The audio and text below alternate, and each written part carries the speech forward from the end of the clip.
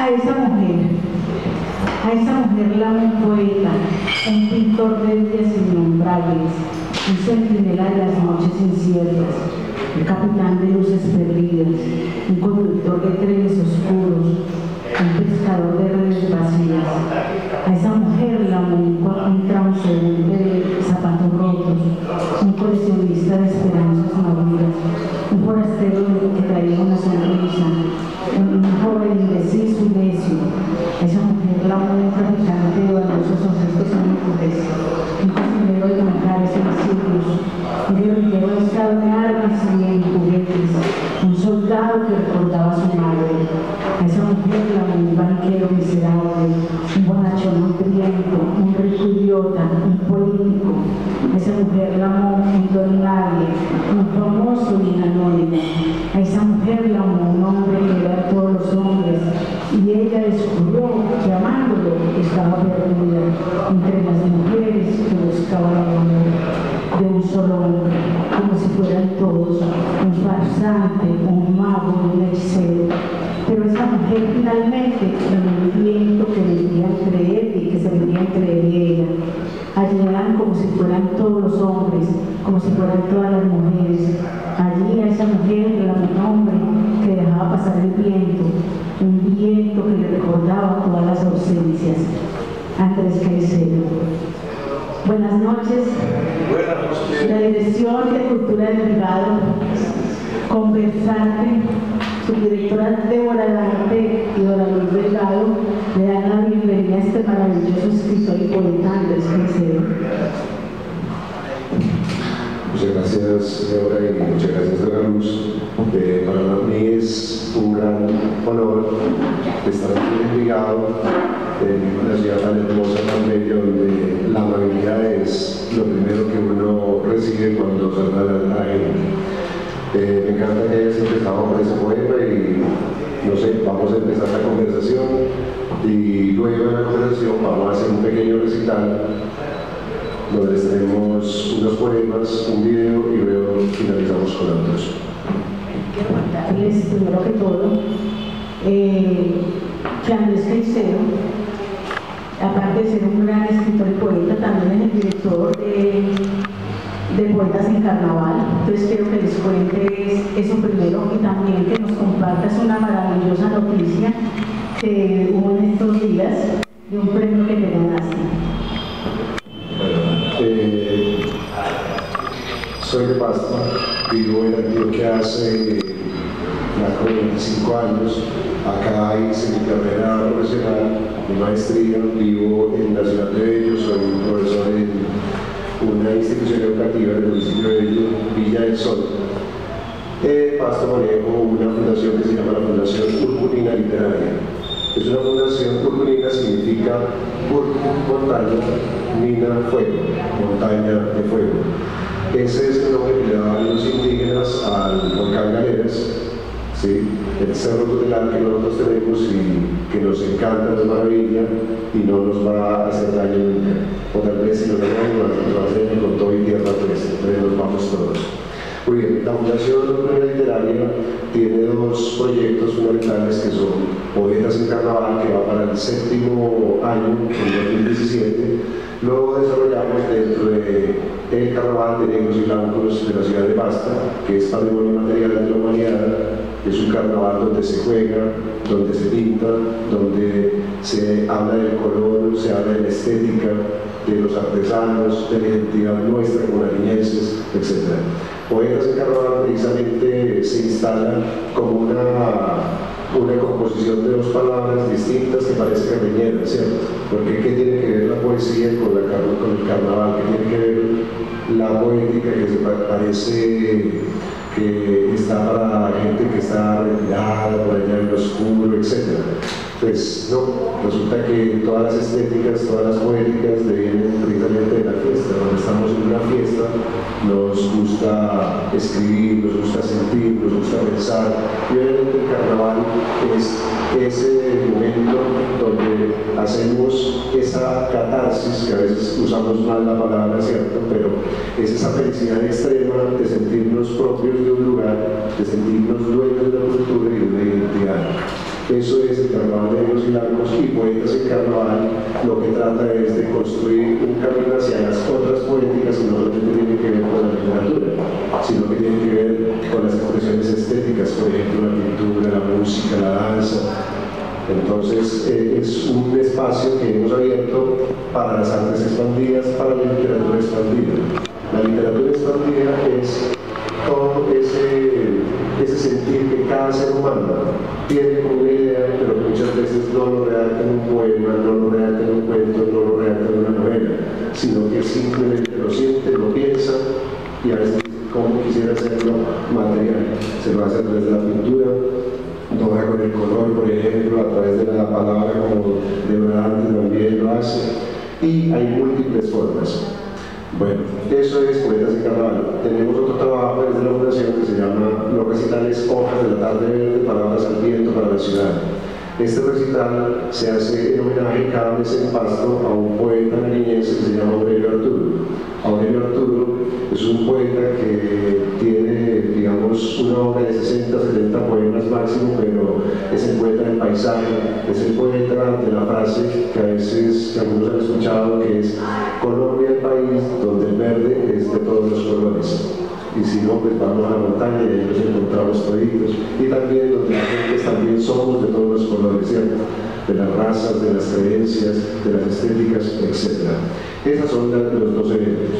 Y lo último que Dora se refería es al premio de los cuentos de Luciano Pulgar de la ciudad de Bello, que es un premio de poesía, son 4 categorías: cuento, poesía, no recuerdo las otras dos. Y esta vez gané el premio de poesía de la ciudad de Bello, con unos poemas que están inéditos y que al final del recital le regalaré 2 de esos, que fueron 5. Pues muchas felicitaciones, para nosotros es un honor tenerte aquí hoy con nosotros. Bueno, yo creo que la parte visual de conversarte y que estoy en el proceso de conectarme con poetas y escritores, pues tuve la oportunidad de leer el libro completo de Andrés y pues lo recomiendo ampliamente, me pareció espectacular. Pude leer al final del libro algunas opiniones sobre lo que escribe de gente muy autorizada y es realmente muy gratificante leerlos, de esos libros que uno se devuelve, repasa, vuelve y salta a otra página. Entonces, pues, complacida de estar en la mesa, de conocer, como les digo yo, que estoy como conectándome con la parte literaria, de conocerte a ti, a tu obra y a otros poetas pues, que hemos tenido el gusto de tener acá. Entonces, bueno, avancemos con... Yo quería comentar algo alrededor de eso, y es que en este momento en Pasto estamos tratando de terminar una construcción que es una especie de quilotada. Se llama la casa Hanacatú. Hanacatú significa más cerca del cielo. Es la casa de mi mamá, pero encima de la casa de mi mamá vamos a construir 3 pisos con 2 salones grandes para que podamos albergar el espacio para la cultura en una comunidad, la Comuna 10 de Pasto, que son 41 barrios, cerca de 30.000 personas, y no hay un solo lugar donde la cultura tenga espacio, ni para la danza, ni para el teatro, ni para la música, ni para el cine, ni para nada. Entonces, es necesario que la cultura salga de los centros donde siempre converge y que se vaya para las periferias, y que de las periferias recoja también esos ángeles que andan construyendo sus poemas en esta vida y nos los compartan. Entonces, la Casa Hanacatú, y la habíamos hecho invitación ahora con todos los amigos pintores para que lo regalen en exposición, no sé cuántos, y si el Estado nos paga, ¿cierto, Marta Alfonso? Si el Estado nos paga, terminaremos la Casa Hanacatú. Muchas gracias a Marta, que está aquí acompañándonos, y a los que, pues no, todos no los conozco, pero en fin, a la hija también que está por acá, muchas gracias por venir. La Casa Hanacatú quiere albergar eso, quiere darle lugar a la gente, es un lugar de paso. Queríamos tener una finca cerca a Pasto, en los pobladitos hermosos de economías campesinas, de esas economías como de Santa Elena, digamos, pero allá con papa, con lo que nosotros somos, una cultura pastosa. Entonces queríamos tener esa finca, pero no, vamos a tener una casa y en esa casa queremos invitar a que los artistas hagan su tránsito, pasen, nos regalen su obra, hagan sus talleres, se expongan, tengan un lugar de expresión y obviamente que eso va a incidir en la cultura de esa comunidad, de la Comuna 10 en Villas del Norte, en Pastor Casa, Janacatú, más cerca del cielo. Va a tener un mirador donde vamos a poder observar a Taita Galeras, que todos los días los salimos a saludar a ver si trae el papá. Pues todos papás entonces. Sí. Bueno, yo te voy a hacer una pregunta que hace poco tuvimos la oportunidad de tener a Andrés en el Círculo de Periodistas de Antioquia. No recuerdo si te preguntamos, ¿tú qué estás haciendo en Medellín? Bueno, vine acá a estudiar y obviamente pues uno se enamora de estas tierras como se enamora de cualquier tierra del mundo, porque uno debe amar este planeta donde esté y debe construir la paz, y debe construir el amor y debe construir fraternidad, vecindad, etc. Pero acá hay un diálogo muy hermoso entre el ser pastuso y el ser antioqueño. ¿Sí? Yo siento eso. Ustedes son una cultura que tiene una riqueza expresiva muy maravillosa y los pastusos tenemos una multiplicidad de sentidos que le damos a las cosas. Ustedes se lo dan también, sino que nosotros allá usamos mucho el sentido muy, ¿qué se llama? Como, no sé, ustedes han oído el chiste pastuso, ¿cierto? El chiste pastuso no es el de Sábados Felices, ese no es, esa es una burla para nosotros, no se burlan de nosotros allí. Dicen que somos brutos, etcétera, etcétera. El chiste pastuso es un chiste donde nosotros nos burlamos de nosotros, pero no perdemos. ¿Sí? No somos tontos. Entonces, ese humor, esa calidez que nosotros tenemos, llamar con el diminutivo, pásenle la cosita, traiga vestico, venga para casito, todo es así. El cuisito, el cuy que nos comemos, el cuisito, hay que cuidar los cuyes, etc. Es una cultura que valora lo pequeño, que valora lo mínimo. Y hay un diálogo muy hermoso que yo creo que es precisamente porque ustedes son una cultura industrializada y nosotros no somos una industria, sino que somos una cultura que está más ligada a lo pausado, a lo quedo, y ustedes trabajan para también querer descansar un momento. Entonces hay como un diálogo muy bonito entre las dos culturas y yo me he sentido maravillosamente feliz acá, aprendiendo, estudiando y obviamente escribiendo y convirtiéndome en esto que se va haciendo, que dicen que es escribir algo sobre el mundo. Muy bueno, muy bienvenido y que pases mucho tiempo acá en nuestra ciudad y sobre todo que se realicen unos proyectos que teníamos en mente, que tenías tú, pero que nos incluían de hacer poetas en Medellín en carnaval. Sí. O sea, eso no es que se caiga, sino que son sueños que toca irlos escalando y toca irlos visitando de vez en cuando, llamarlos y enriquecerlos. Poetas en carnaval de acá de Antioquia se llamaría poetas en primavera. Sí, yo casi soy antioqueño, yo he vivido la mitad de mi vida acá. Entonces tengo derecho también a intervenir en la cultura. Inclusive que el acento se le nota mucho ya donde es. Entonces ese derecho me da a vivir esta primavera tan maravillosa y ponerle la poesía. Y le decía ahora, no es rendir el Festival Internacional de Poesía, sino abrir espacio a la gran, ese torrente poético, ese torrente estético que tienen los jóvenes antioqueños, que les falta espacios. Estos espacios deberían estar llenos de jóvenes, deberíamos invitar a gente de los colegios, traerlos acá. Los jóvenes a veces se pierden en otras cosas porque la oferta cultural a veces como que se esconde en otros recintos, no sé, pero por ejemplo también son los 40 jóvenes en un espacio, esto sería maravilloso. Y pienso que los que trabajamos con educación tenemos que incidir allá, en la juventud. ¿Sí? No solamente llenarnos nosotros del regocijo de volvernos a encontrar, sino encontrarnos con la juventud, que son los que finalmente construyen los nuevos valores de esta sociedad. Nosotros lo que vamos es aterrarnos de qué es lo que están haciendo, y no nos aterremos. Todos fuimos siempre como traviesos, siempre como que queríamos romper con la casa, irnos de la casa a los 14 años. Yo me fui a los 14 años de la casa, no de Pasto me fui a los 18 cuando me fueron. Antes de la que casi se va. Bueno, vamos a ver entonces una proyección que nos tiene. Yo los invito ya a los ustedes a que pasen allá y a la silletería y que nos dirijamos para el lado de allá para que podamos presenciar. Los amantes dispersan amor al viento de toda la patria, incendian las sábanas en las madrugadas, estiran los cabellos de las noches hacia otros sueños, pasan de largo y cumplen jornadas, olvidan la infamia y superan los tiempos, deletrean los días entre dificultades y lujurias, llenas de fuerza cada día, indelebles al color de las sonrisas. Crece la alegría como toda planta que surge y no enreda su savia, ni en infamia de hombres, ni en juegos fatales, ni en transacciones inocuas de billetes en blanco.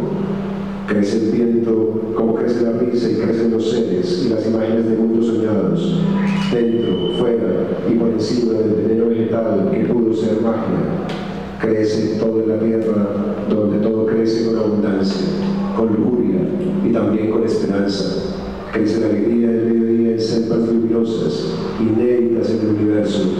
Crece la bondad feliz en el rostro campesino de hombres caídos del cielo.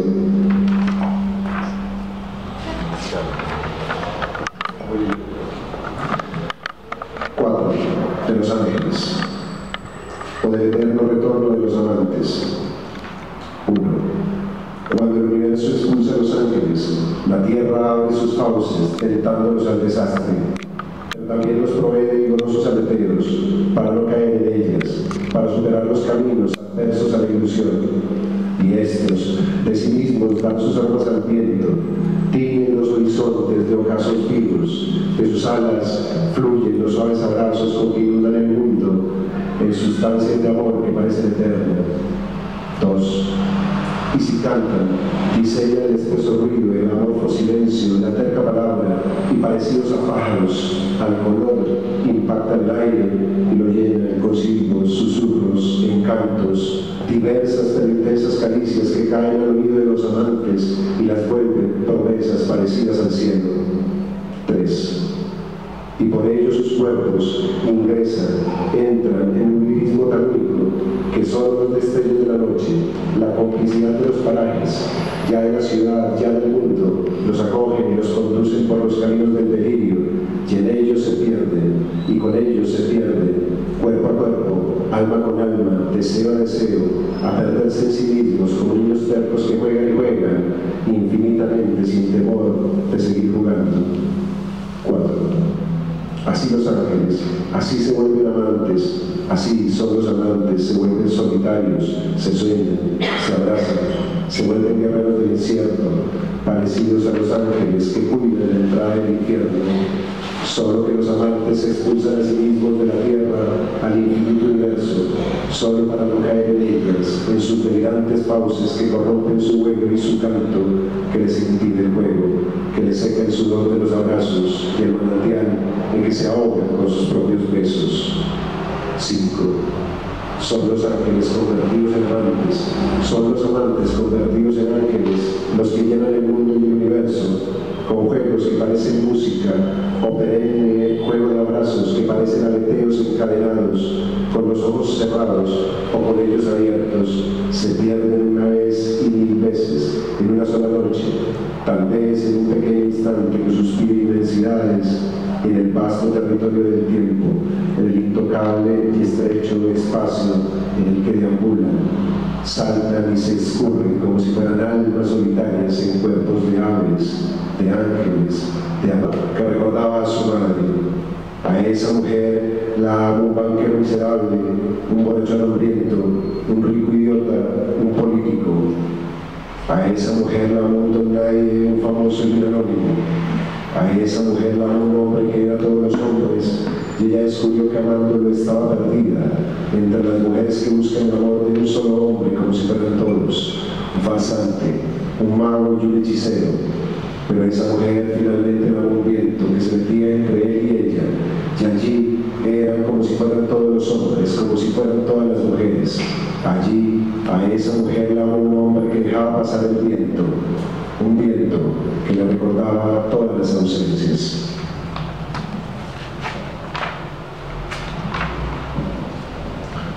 Solo.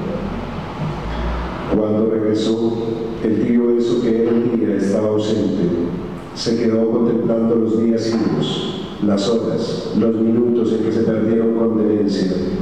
No encontró nada que le supiera fresco. Se quedó contemplando los días idos. Todo era turbio y parecía desvanecerse, como un beso cuando acaba.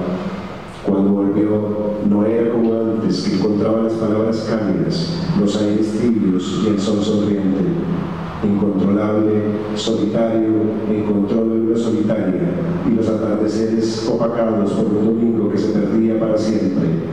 Cuando volvió, su ausencia había consumido el recuerdo, había consumido la luz de los encuentros, había pervertido la nostalgia dejando una herencia de música sin eco, y volvió con los ojos abiertos, conteniendo el cielo de ellos, pero vacío, lleno de silencios imposibles. Recordó un escalofrío nuevo cuyo temblor parecía el fin del mundo. Cayó hondo y sucumbió de memoria como sabía hacerlo. Tanto cayó que se perdió como si conociera ese camino desde siempre. En ese instante, sueño con dementes.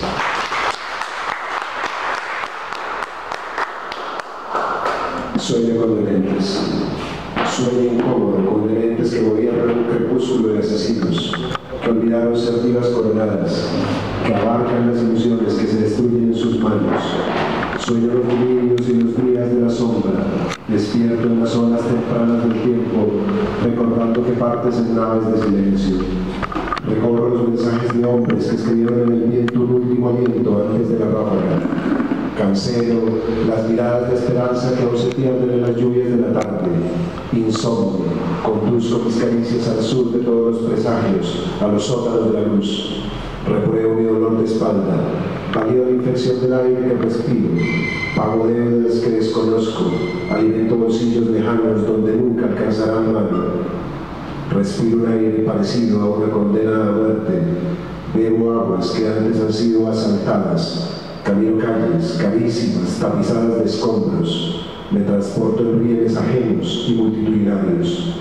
Sigo soñando con dementes que trafican con su propia locura, que se condenan en su propia condena, que se yerden de sus mismos infiernos. Sueño con selvas de ladrillos rotos, sueño incómodo, adolorido negativamente la esperanza de días peores, de amaneceres de sombras.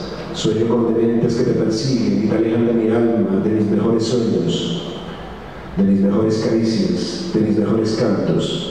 Sueño que te pierdo, y pierdo las palabras que nombran los días en que abril es un mes de flores. Sueño que estoy sin ti, y que son los dementes, los bárbaros, los que nos tuercen la luz, y cubren con mantas ilusorias estas lunas y estrellas que aún guardo entre las palabras para nombrar un nuevo día contigo, lejos de los dementes que gobiernan estos días. Instante final. Al Señor del poder. Al Señor del poder, destrúyelo con la mirada. Hazle saber, hazle sentir que en ti nunca se albergará rosa alguna para los criminales que le daron el poder. Hazle sentir que su horizonte lo hemos calculado de manera vertical, en la profundidad de los sueños recuerdos, allá donde la oscuridad se pierde en sí misma. Contra el Señor del poder, usa tus superpoderes y convoca los elementales. Que un viento honesto purifique su lugar en el mundo.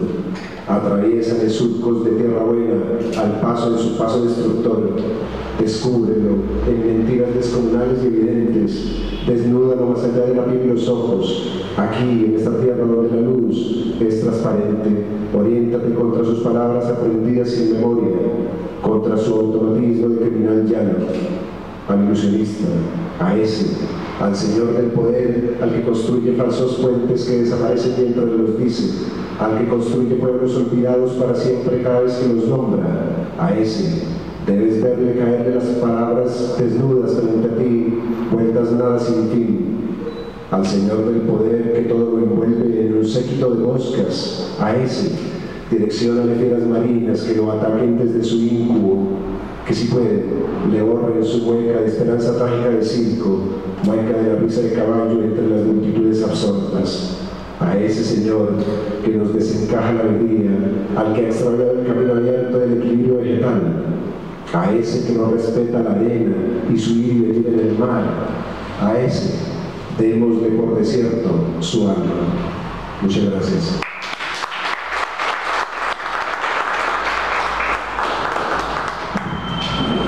En nuestra tierra no crece el veneno, sino la alegría. Qué bonita la presentación y qué bonita tu poesía. ¿Alguien tiene alguna pregunta para el poeta? Yo quisiera preguntarle a Andrés, más o menos cuánto tiempo gastó en componer sus 5 poemas con los cuales compuso en ese certamen de Bello. Bueno, los poemas no tienen una duración exacta porque los poemas son entes vivos, son cosas que tienen vida propia y a veces también cambian. Las novelas, por ejemplo, que uno lee siempre ya son como cosas quietas, cosas que tienen movimiento adentro, pero cosas que ya ese es el movimiento que tienen a pesar de tener unos movimientos dinámicas internas. En el caso mío, la poesía es un constante crecimiento, entonces un poema puede originar una idea hace 10 años y terminarse tal vez nunca o perderse. Son composiciones de instantes, por eso el libro se llama el libro de los instantes fallidos, porque todos nosotros vivimos de instantes, de momentos, donde somos felices, donde somos tristes, donde volvemos a construir, pero es el instante. Y eso es lo que nos ha negado la educación que tenemos. La gente lo llama vivir el momento, pero no es vivir el momento, es darle valor al instante. El instante que tenemos nosotros es lo único que queda, porque no hay pasado, no hay futuro y el presente es lo que está sucediendo, que es el transcurso. Entonces, el instante es lo que vale. Por eso los poemas no tienen un tiempo determinado de empezar y finalizar. Yo tengo 2 libros que quiero publicar y que van construyéndose a medida que cada poema va encontrando las palabras que lo van constituyendo. Muchas gracias. ¿Cuántos libros has publicado? ¿Solamente escribes poesía o también relatos, cuentos?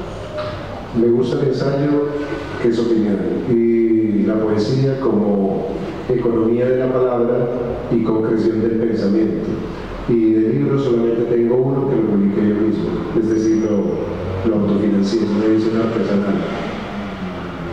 Andrés, ¿cómo vas a hacer para compaginar lo que tienes aquí, que has construido aquí en Antioquia con tu proyecto en paz? Porque todos sentimos, todos somos seres sensibles, solamente que nacemos en un territorio y nos enseñan a querer llamar a ese territorio hasta la muerte y deberíamos querer ese mundo entero. No deberíamos sentirnos en ese chauvinismo tan fuerte de darle tanto valor a lo que tenemos propio, que hay que darle, pero no así enloquecidamente, sino valorar también lo otro. Cuando valoramos al otro es que podemos nosotros vernos a nosotros mismos, es decir, uno en el otro es el reflejo. El proyecto de Pasto es un proyecto encantador al que le pues porque es el alma, no es la madre tierra, el terruñito, pero este cuento de acá, el vivir acá, es un amor que se va construyendo y es lo que yo vivo. Entonces las dos cosas no tienen ninguna distancia. Y la poesía y la palabra y lo que sentimos nos une a todos siempre. Hola. ¿A ti qué te inspira a escribir esos poemas? Pues todo, ¿cierto? O sea, hay miles de poemas o miles de palabras o miles de lineecitas, porque los poemas se construyen no todo de una sola idea, sino que se van haciendo las líneas, ¿sí? No hay que pensar, esta es la novela, el trabajo grande de hacerla, sino simplemente ir construyendo las líneas y a veces uno tiene como algo que lo visita a uno, que es la impresión sobre algo, y esa impresión puede ser, por ejemplo, este último poema que escribí, que se llama El Señor del Poder, fue viendo un desfile militar y luego un presidente hablando. Entonces, ¿qué siente uno ahí? Siente cosas muy intensas, ¿no? Porque es el gran poder diciendo grandes cosas, pero el mundo resolviéndose sin ellos. A ver, hace muchos años yo leí tu texto tuyo, Angelitos del Pantanazo. No, ese no es mío. Ese es de mi homónimo, y ya se murió, se suicidó porque él decía que no soportaba la vida después de los 25 años si no se había construido una obra. Pues lo que pasa es que en ese tiempo había muchas angustias y ahora hay muchas más, pues, pero hay más alternativas para salir de la angustia. Me gusta también mucho el tema de los actos. A ver, los ángeles, nosotros somos ángeles. Yo creo que la gran mayoría de seres humanos que habitamos esta tierra somos ángeles porque nos portamos bien, hacemos las cosas bien, y hay otros que son angelitos más negros y nos roban todo. ¿Cómo hiciste para financiar tu libro? Ahorré. De los pedacitos que quedaban de los salarios que nos pagan a los maestros. ¿Por qué llamaste A ver, porque es que la mayoría de cosas que nosotros pensamos son ideas, proyectos y nunca se concretan. Entonces, estos son instantes que no fallaron, pero sin embargo son una parte de uno que también falla porque ya no están. Aquí hay amor, aquí hay crítica al Estado, crítica al gobierno, política, filosofía y un poco de cosas, y son instantes que ya no están, que ya se perdieron, ¿sí? Entonces para mí son instantes que se fueron, por eso es el libro de los instantes fallidos, los míos, cada uno tiene sus instantes que tiene que redactarlos.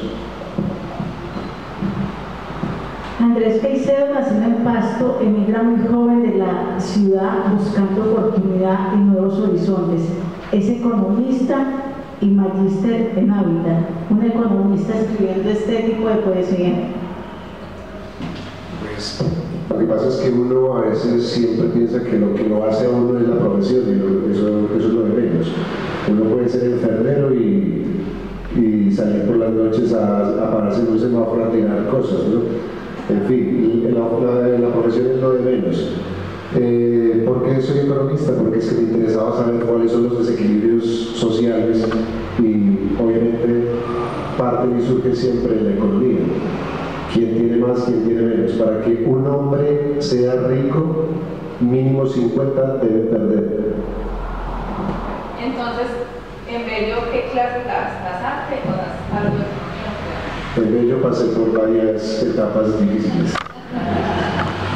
Primero fui profesor de ¿cómo se llama la materia? Tecnología ambiental, que fue por donde empecé en ese mundo difícil, porque es muy complicado enseñarle a jóvenes muy rebeldes en un colegio que se llama Sevilla en Bello, que acogía a jóvenes echados de todas partes.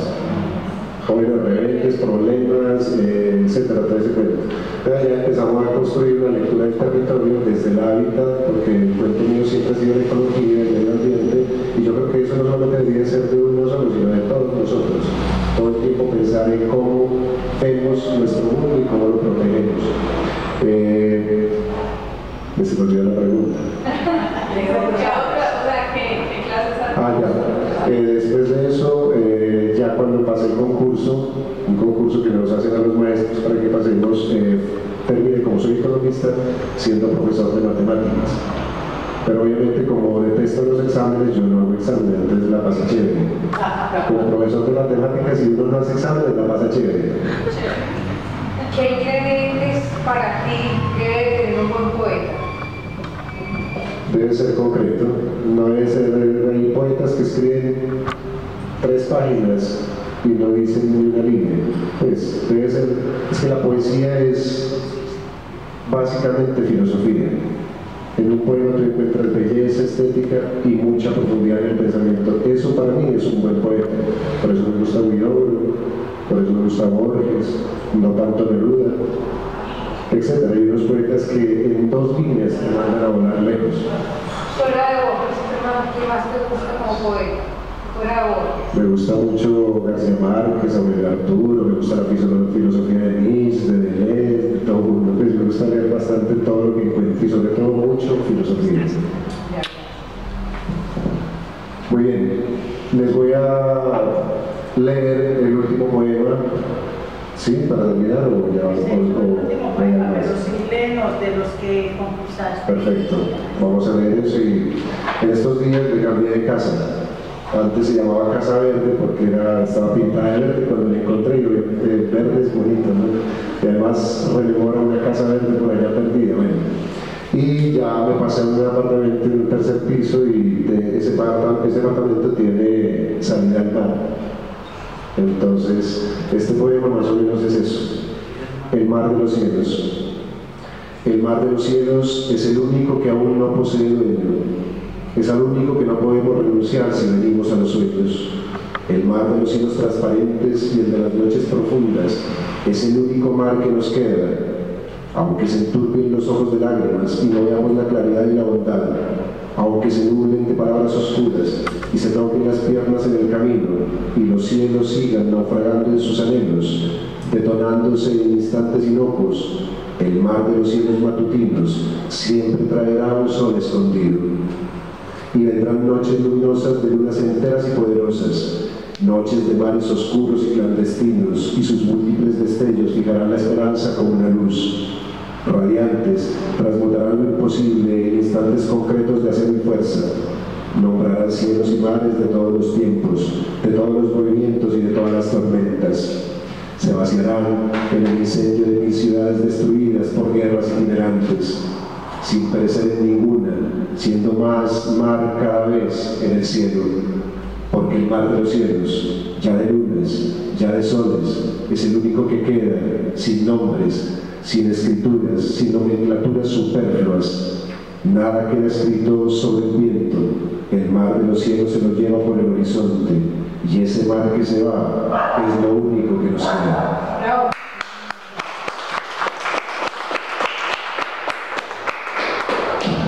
Dora, ¿tienes alguna pregunta? No, yo encontré en el libro de Andrés un comentario Algo que me pareció que se identificaba mucho con lo que pensé cuando terminé de leer el libro y quiero compartirlo con ustedes. El comentario lo hace Carlos Santibáñez, un mexicano, y dice: mi querido poeta Andrés Caicedo, termino esta lectura con tus versos temblando entre mis manos, como siempre, pasmado de tu capacidad de adentrarte en los abismos del alma humana. Decía San Agustín que el tiempo es parte del alma. Los instantes pueden fallar, no dar en el blanco, mas la poesía, que todo lo entiende y todo lo transforma, en su seno no se puede opacar. Describe brillantemente la agonía y el éxtasis de un amor tormentoso, llevado al extremo, con quien las buenas conciencias definirían sin vacilar como la auténtica persona equivocada. Podrá fallar el tiempo, pero no la poesía. Una última pregunta: ¿dónde se consigue el libro? Solo conmigo. Claro, yo soy mi propia agente. Eso es otra cosa que les quiero contar, que es ser agente político. Lo que pasa es que como estamos en guerra, ¿cierto? Hay que hacer una guerra también de la poesía y tenemos que hacer la primera guerra mundial de poetas. Es decir, los agentes poéticos son todos aquellos que hacen poesía de cualquier manera, en cualquier formato. Dora es un agente poético que está haciendo y construyendo y está gestionando cosas. Entonces, los agentes poéticos no solamente son los escritores, sino todo aquel que hace este tipo de cosas. Débora lo hace, Ángela Penagos, todos estos gestores culturales que además hacen y construyen arte, para mí son agentes poéticos, y ojalá todos nos convirtiéramos en eso y armáramos expediciones poéticas. ¿Alguna otra pregunta? No, está bien. ¿A qué edad comenzaste a escribir? A la edad de la ridiculez, los 18, 19 años, que es cuando uno hace la obra de, como dice Pessoa, ¿no? Que escribe cartas. Por ejemplo, hay un poema que no lo tengo aquí, que se llama Marte, viene de esa época, de los 18 años. Cuando niño no entendía a García Márquez, no sabía qué era que estaba diciendo, porque a uno le enseñan tanto lo objetivo que el surrealismo a uno lo pierde.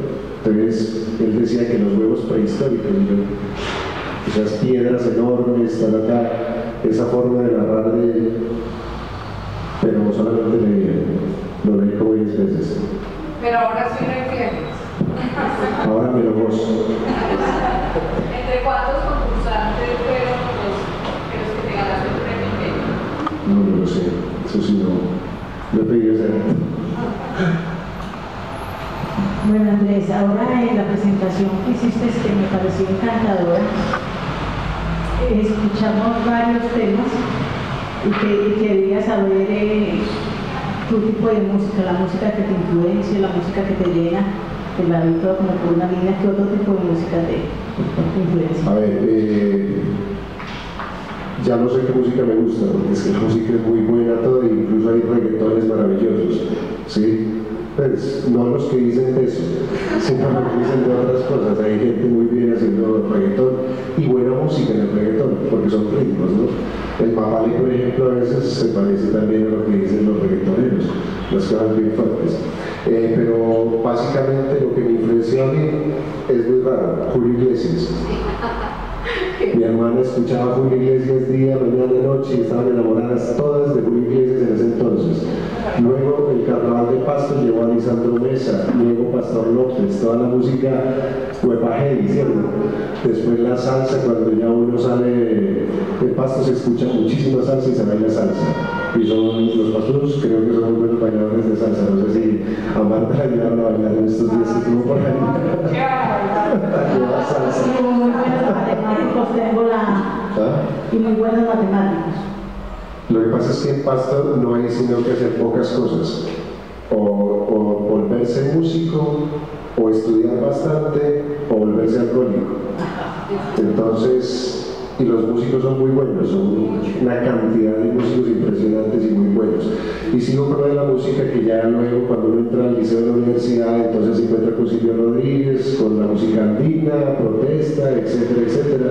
Y ya en la universidad empieza a meterse con el rock y con todas las otras cosas. Entonces, en términos musicales me gusta toda la música, pero ahora me gusta mucho un grupo que se llama Vetusta Morla y Leonard Cohen.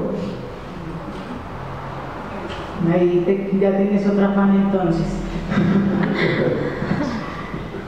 Bueno, ¿alguna otra pregunta de ustedes, muchachos? No terminamos con poesía.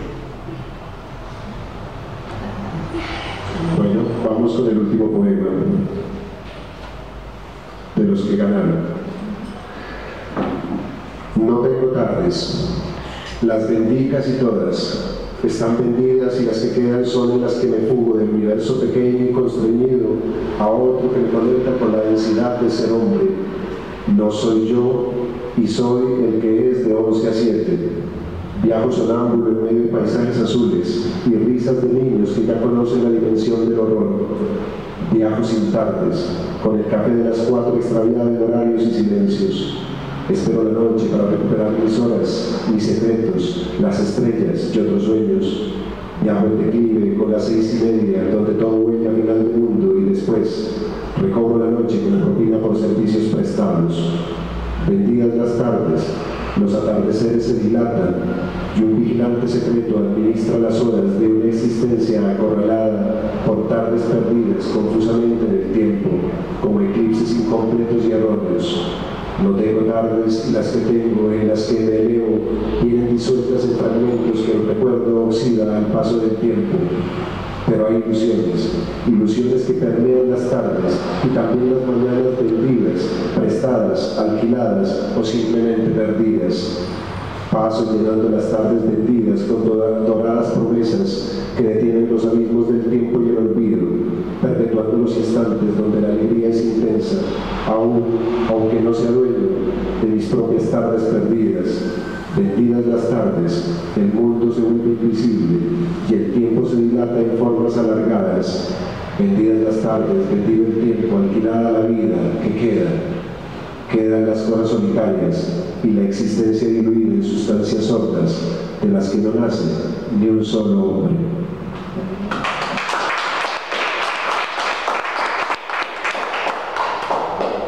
Muchísimas gracias por haber estado aquí con nosotros, Andrés, y muchas felicitaciones. Espero que este no sea el último instante fallido. El último conversante acertado.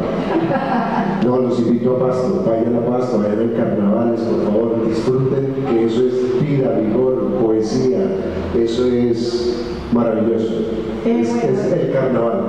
Estos poetas en carnaval, cuando es un tipo de fiesta, o tú invitas poetas de otras partes también. Poetas en carnaval. ¿Qué se hace? ¿Qué se hace en el carnaval? Nosotros, o sea, en el carnaval de Libros y Blancos, obviamente en la fiesta de la ciudad.